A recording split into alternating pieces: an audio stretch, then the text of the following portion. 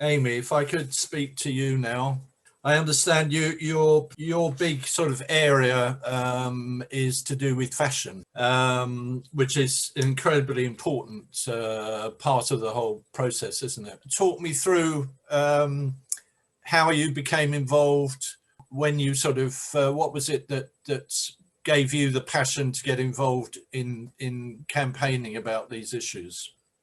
I think through education and my career, I've always been in fashion, studying textiles and then working in the fashion industry.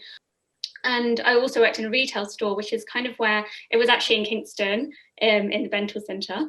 And I just stood there and I really thought about how much product there was in that one store. Yeah. And then I kind of thought about all the other department stores and shops and online retailers. I was connected, but I wasn't completely connected. It was just like, wow, this is really bad. Like, why do we need all this stuff?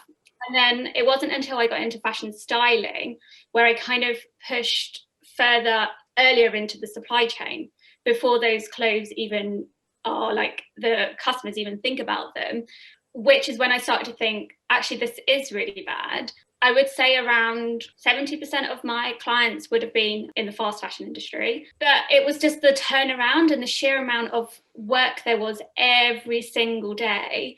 And just on like my photo shoot, we would have to shoot like 60 products. And how product comes packaged, how it arrives, the transportation, as well thinking about the people who then made those clothes. And then you really get into it and think about who's making this and where has this product come from and why do we have so many products? And so was that like a huge mountain in front of you that you've got to, how am I now going to, now I've found out about all this, how am I going to change the world? Sure, I think so my last job where I was, that was in between my new environmental journey. It was really hard to be working with a fast fashion client. Did you talk to other people you were working with about? I think I drove everybody absolutely bonkers at work. I think they also respected it as well, and some people understood, but again, it was their work. So did you then set up your own operation? I had like a downtime because I was kind of so disconnected from one area, but understanding that was my career, but like not wanting it like anymore. And how was I going to find what else I wanted? Right.